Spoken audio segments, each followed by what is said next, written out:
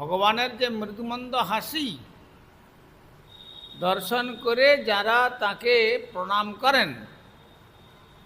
প্রণাম মানে প্রকৃষ্ট রূপে নমন, মানে সম্পূর্ণ নত হয়ে অহংকার আদি বর্জিত হয়ে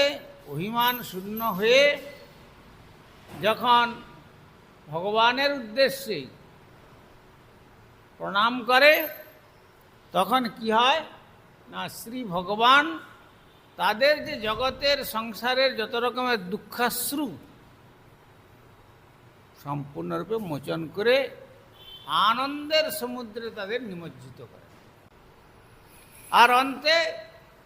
আনন্দময়ের তার সেই যে ধাম শ্রীধাম বৃন্দাবন, সেই শ্রীধাম বৃন্দাবনে গমন করেন, গোলক বৃন্দাবন।